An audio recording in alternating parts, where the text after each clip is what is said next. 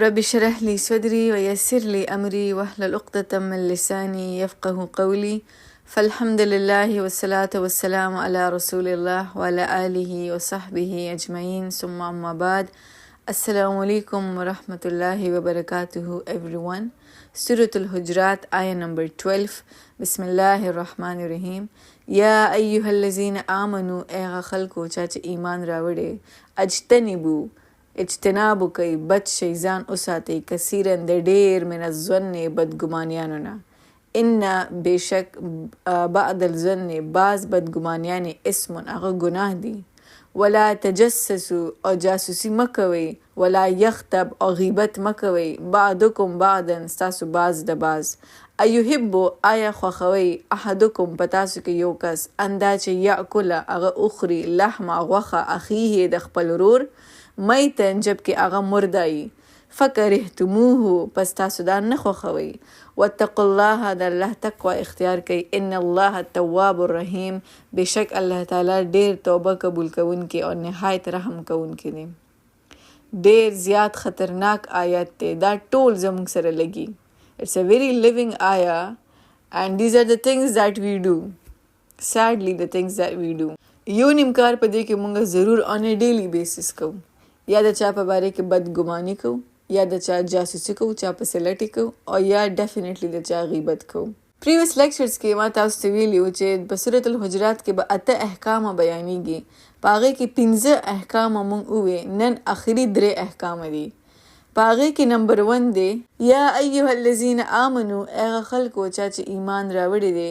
آمنو اجتنبو اے ایمان والو اجتنابو کئی بچ شیزان اساتے کثیرن د ڈیر من الظن بدگمانیانونا. زن لفظ زن مطلب دے یو دسی سوچ راوستل پا ذہن کے د بل چا پا بارے کے چی نا اغا کار شوی نا اغا ایکار پا بارے کے سویلے شوی خو تا پا خپل ذہن کے یو خبر جوڑ کے اغی تا زن ویلے کی. من الظن د ډیرو بدګمانیانو نه ځان وساتئ. ان بعد الظن اسم بیشک باز بدګمانیانې هغه ګناه دي. په دې پارت باندې علما کامنٹ کوي ان بعد الظن اسم بیشک باز بدګمانیانې هغه ګناه دي. په دې باندې د دې په بیسس باندې سکالرز هغوی احادیث او قرآنک ریفرنسز راغستی دي او د ظن 4 قسمونه جوړ کړي دي. 4 types of assumptions, 4 types of ظن. اولنے ظن چکم دے اغا دے حسن ظن باللہ. دا اللہ پبارے کے حسن ظن ساتل good assumptions about اللہ. چھ اللہ تعالیٰ با ما معاف کئی. اللہ تعالیٰ با زما مدد کئی. اللہ تعالیٰ با زما حالات بدلئی. اللہ تعالیٰ با مالا شفا را کئی. دا دے مشکل نبا میں اللہ اوباسی. دا خگ گمان دے چکم پا اسلام کے فرض دے واجب دے اور دا ریکوائرڈ دے. دا ہر مسلمان بانی فرض دے. دا یو عبادت دے. دا یو ورشپ دے. دیتا ہوپ امید امویلی کی گی حسن ظن باللہ. اور دا دے پا بارے کے حدیث قدسی دے نبی علیہ السلام ارشاد دے صلی اللہ علیہ وسلم مفہوم بیانوم چے انسان چے سنگ دا اللہ پا بارے کی سوچ کئی کسی با وسر اللہ کئی. نو تا دا اللہ پا بارے کی خود سوچ کوا تاثر با اللہ خود کئی. تا دا اللہ پا بارے کی نیگیٹیو سوچ کوا تاثر با اللہ نیگیٹیو کئی. نو دا اختیار مونگل اللہ تعالیٰ را کو چے تا زما بارے کی سنگ سوچ کئی کسی با تاثر کی گی. This is حسن ظن باللہ چے کم فرض دے اور کم واجب دے پا مونگ بانے چے مونگا دا ظن حسن یو خیسته گمان دا اللہ پا بارے کے پخپل ذہنونے کے راولو. We always think positive about Allah. دویم چی کم زن دے ناغا دے سوء الظن باللہ. دا اللہ پا بارے کے بد گمانو نکول. چا اللہ تعالیٰ با ما نماف کئی. اللہ با ما دا دے حالاتو ننوگ باسی. دا اللہ پا رحم بانے کوشچن کول. دا سورة الزمر آیت نمبر 53 دے لا تقنطو من رحمت اللہ. دا اللہ دا رحمت نمن امید کیے گا. نو سوء الظن باللہ دا اللہ بارے کے بدگمان دا دویم قسم ظن دے اور دا پا اسلام کے حرام دے. This is forbidden. دریم قسم ظن چکم دے اغا دے حسن ظن بالناس. دا خلق پا بارے کے خگ گمانو نساتل دا ریکمینڈڈ دے ان اسلام. اسلام مونگا strongly encourage کئی strongly according to the ayah 2 strongly موږ له اسلام دا ریکمنډیشن راکوي چې د خلکو په باره کې 70 ګنا اول ښه ګمان کوه. نو دا د ځن دریم قسم دی چې کم ریکمنډډ دی، کم پکار دی او موږ اسلام دی لپاره موږ انکریج کوي. څلورم قسم ځن چې کم دی هغه دی سوء الظن بالناس، د خلکو په باره کې بد ګمانونه ساتل، دا غالبا حرام دی. assuming evil without proof، ته چا په باره کې بد ګمان کې او تاسو سره ثبوت نشته، یا doubting someone's character without evidence، د چا په کردار په باره کې خبره کول او تاسو سره په لاس کې هیڅ ثبوت نشته، نه تاسو لیدلی دي، you have nothing. This is او صرف ته د خپل ذهن پیداوار د وجې په هغه باندې یو ګمان کې. This is سوء الظن بالناس چې کم غالبا حرام دی. نو یا ایها الذین آمنوا اجتنبوا، ای هغه خلکو چې ایمان راوړی، اجتناب کوي بچ شي کثیرا د ډیر من الظن بدګمانیانو نه، ان بعد الظن اسم، بشک بعض بدګمانیان هغه ګناه دي. د الله په باره کې بدګماني کول ګناه ده، د خلکو په باره کې بدګماني کول ګناه ده، حرام دي. مونږ نن سبا په دې کې ډیر مبتلا یو. It's very sad. مور په خپل بچو باندې بدګماني کوي، بچی په خپل پیرنټس باندې بدګماني کوي، هسبند په خپل وایف باندې بدګماني کوي، وایف په خپل هسبند باندې بدګماني کوي. چرته لاړو چرته نه رالو، سې وخوړل، چا سې خبرې وکړې، سې وکړل ټوله ورځ، بس دې بدګماني کې ټوله ورځ تېره شي. د نبی علیه السلام حدیث دی چې ظن المؤمنین خیرا، مومن د بل مومن په باره کې بهتر ګمان کوي، خیرن ښه ګمان دی کوي. که موږ د چا په باره کې یو نیګیټیو سوچ راشي چې دا زه ولې اګنور کړم، دا ولې ماته داسې خبره وکړه، دا ولې ما څه بدتمیزي وکړه، نو اول ښه ګمانونه کوي. میبي دا ستړی و، میبي دته څه مسله وه، میبي د په لایف کې خپله څه پرسنل کرایسس چلیږي، میبي دته څه فزیکلی څه تکلیف و. 70 times 70 ګنا ښه ګمانونه کول، دا اولنې حرمت. دویم ولا تجسسو، د چا جاسوسي مه کوئ. تجسس چا رازونه لټول، چا پسې لټې کول، بغیر پرمیشن د چا فون کتل، د هغوی پرسنل میسیجز کتل، د چا کال ته غوږ کېښودل چې دا څه وایي. This is all جاسوسي، تجسس. د چا لیپټاپ کلاول، د هغوی پرسنل ډاټا لیک کول، چا پسې پیچا کول، دا چرته ځي څه کوي، checking people out. This is تجسس. د کورونو دننه حال احوال را معلومول، په خپل کور کې ناستې خو د بل کور د دننه حالات را معلومول، دې ته تجسس ویل کېږي. قرآن منع کړی ولا تجسسو، په چا جاسوسي مه کوئ، د چا رازونه مه لټوئ، چا پسې لټې مه کوئ. دریم حرمت څه دی؟ ولا یغتب بعضکم بعضا، په دې باندې اوس په آیات کې زور ورکړی شوی، او مه غیبت کوئ ستاسو باز د باز. وای زور ولې ورکړی شوی؟ بیکاز آیات مخکې وایي ایحبو، آیا خوښوئ احدکم په تاسو کې یو کس، اندا چې یاکله هغه اخري لحمه غوښه اخیه د خپل ورور میتن جبکې هغه مردایي، فکرهتموه، نو پس تاسو به دا نه خوښوئ. غیبت تعریف نبی علیہ السلام خود بیان کړی دی. صحابه کرام ته تپوس کی، نبی علیہ السلام جواب ورکی د خپل رور ذکر کول په داسې طریقې سره چې هغه ته ناګواره وي، که هغه په هغه ځای کې موجود وي د هغه به هغه خبره نه وي خوښه. نو صحابه کرام ورته ووایي یا رسول الله، که زما په رور کې هغه خبره موجوده وي، کومه خبره چې زه بیانوم، کوم بد چې زه ویم، نو که هغه کې موجود وي نو بیا د نبی علیہ السلام وی کستا هغه خبره په هغه کې موجودی نو دا غیبت شو، او کستا هغه خبره په هغه کې موجود نه نو دا بهتان شو. او دا خبره واضحه کوي چې بهتان د غیبت نه لوی جرم دی. او غیبت که د یو ژوندی کس وشي یا که د یو مرده کس وشي، د هغې کې څه فرق نشته، د دواړو یو شان ګناه ده. او بیا ویلی شوي چې تاسو به خوښوئ چې د یو مړ رور غوښې وخورئ، خو آیات الفاظ دی اخیه میتن، پکار خدا وه چې دا الفاظ و اخیه المیت، د خپل مړ رور غوښې، مطلب رور چې کم مړ دی، خو دلته دی اخیه میتن، هغه ورور چې کم مړ دی او ستا مخامخ پروت دی او ته لګیا د هغه غوښې خورې. مرده یې ورته ولې ویلی شوي دی؟ بیکز چې کله موږ د یو بل کس غیبت کوو نو هغه خو په هغه ځای کې نشته چې د خپل ځان دفاع وکړي، او موږ لګیا یو د هغه ټوکړې ټوکړې کو، د هغه غوښه هغه موږ ټوکړې ټوکړې کو، او هغه په هغه ځای کې نشته چې خپل سیلف ډیفنس وکړي، خپل ځان باره کې جواب راکړي. نو دا داسې شو لکه چې هغه مړ دی او موږ لګیا یو د هغه غوښې خورو. د هغه غوښې مطلب دا چې د هغه عزت موږ تار تار کړو، د هغه په عزت باندې موږ حمله وکړو. د الله د نبی حدیث دی صلی الله علیه وسلم چې الغیبة اشد من الزنا، غیبت د زنا نه هم زیات سخت ګناه ده. صحابه کرام کنفیوز شو، یا رسول الله دا څنګه؟ نو نبی علیہ السلام ووایي چې یو کس چې زنا وکړي نو هغه توبه وکړي او د هغه ګناه معاف شي، او چې څوک غیبت وکړي او د هغه ګناه د هغه پورې نه معاف کېږي څو پورې چې د هغه کس معافي نه یې کړي د چا چې غیبت شوی دی. So it's very hard.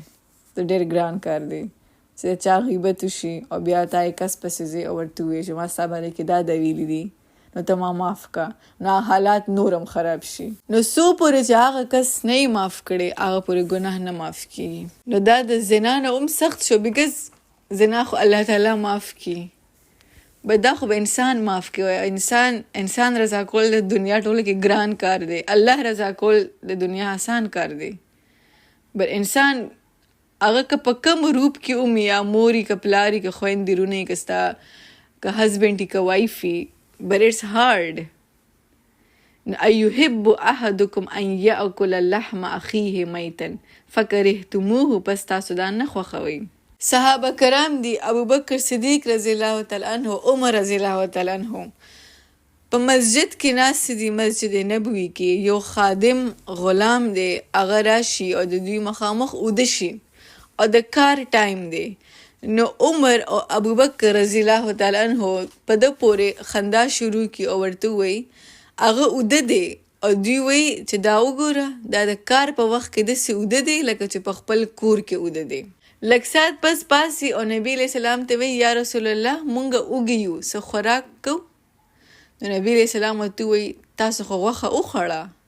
نو هغوی دواړه حیران شي چې یا رسول الله مونږ خو غوښه نه ده خوړلې. نو نبی علیہ السلام ورته وایي او تاسو غوښه وخوړه، تاسو د دې غلام په باره کې څه ووایي چې داسې اوده دی لکه چې په خپل کور کې اوده دی، او ماته د هغې غوښې هغه نلې ستاسو په غاښونو کې ښکاري. سبحان الله، په دومره وړه خبره باندې صحابه کرام ملامته کیږي او دې کې اړو څه بد نه و. لایک ایماجین چې دا خو داسې اوده دی لکه چې په خپل کور کې اوده دی. دا هم غیبت کې راځي. مونږ سټوډنټس اف د قرآن یو، لسنرز اف د قرآن یو. د سورة الحجرات تا ښکلي آیتونه بیان شو، د دې تفسیر مونږ واورېدو، احادیث ورسره بیان شو. وی د سټوډنټس اف د قرآن مونږ ته پکار دي چې مونږ په ځان کې دا خوی راولو، مونږ په ځان کې دا ښکلي صفات راولو او د غیبت غونته ګناه نه ځان وساتو. خو مونږ ډېر ښکلی چل زده کړی دی. مونږ چې د چا خبره کوو نو مونږ وایو الله دې په غیبت کې نه راولي، الله دې راته معافي وکړي، خو په دې کس کې دا چل دی او صرف تا ته کوم. نو عجیبه خبره ده، په یو سایډ باندې اقرار هم کوو چې غیبت ګناه ده، غیبت سره اعمال بربادیږي، او په بل سایډ باندې غیبت هم کوو. د دې آیتونو نه پس مونږ له پکار دي چې مونږ الله نه سنسیر معافي غواړو او په جړه الله ته ووایو چې یا الله د غیبت غونته ګناه نه مونږ وساتې، غیبت ته عادت مې ختم کې یا الله. سنسیر دعا د قرآن د آیتونو نه پس دعاګانې قبلیږي. نو سنسیر دعا چې الله د دې نم وساتي. لا یسخر قوم، د چا پورې خنداګانې کول، د چا ټوکې کول، د چا مذاق اړاول، په چا عیبونه لګول، چا ته بد نومونه اغستل، بد ګمانیانې کول، جاسوسي کول، غیبت کول، دغسې یو خبر راتلل او د هغې تحقیق نه کول او فوراً غصه کول او فوراً یو ریاکشن شو کول. یا الله دا ما په سورة الحجرات کې ووایي یا الله دې نه ما وساتې. د الله د نبی حدیث ته صلی الله علیه وسلم، یا معشر من آمن بلسانه ولم يدخل الایمان قلبه لا تختابوا المسلمین ولا تتبعوا عورتهم. هغه خلکو چا چې د ژبې په سر ایمان راوړی دی او ایمانونه ستاسو زړونو ته نه دي داخل شوي، د مسلمانانو غیبت مه کوئ او نه په هغوی پسې لټې کوئ، نه د هغوی جاسوسي کوئ. فانه من اتبع عورات اخیه، څوک چې د خپل ورور عیبونه تلاش کوي، هغه کې عیبونه راوباسي، هغه پسې لټې کوي. اتبع الله عورته ومن یتبع الله عورته یفده فی بیت. الله تعالی به د هغه عیبونه ظاهر کی، او د چا عیبونه چې الله تعالی ظاهر کړي هغه په خپل کور کې رسوا کی. دا د الله تعالی اعلان دی د دې کس په باره کې. څوک چې د چا غیبت کوي او په چا پسې لټې کوي، دا د الله اعلان دی د هغوی په خلاف چې ته د بل مومن بنده پسې لټې کې او د بل مومن بنده غیبت کې، نو زه به ستا په خپل کور کې دننه رسوا کم، ستا په کور کې دننه به زه ستا عیبونه په خلکو باندې ظاهره کم. So scary. قال رسول الله صلی الله علیه وسلم من ستر مسلما ستره الله فی الدنیا والآخرة. یو کس چې د یو مسلمان پرده پوشي وکي، د هغه په ګناهونو باندې پرده واچي، الله تعالی به په دنیا او په آخرت کې د هغه پرده پوشي کوي. تا په ما کې یو نقص ولیدو، زه دې په یو ګناه ولیدم، په ما دې پرده واچوله، زما ذکر دې چا سره اونکو، ستا په ډېرو هر څه باندې به الله تعالی پرده واچي، د دنیا د آخرت. الله چې بیا د خپل بنده سره کوي نو بیا ډېره اوچته کوي. تا د یو کس په یو عیب باندې پرده واچوله، د یو کس یو خبره دې خوره نه کړه، نو الله تعالی به ستا ډېرې خبرې په دنیا کې پټې وساتي او په آخرت کې پټې.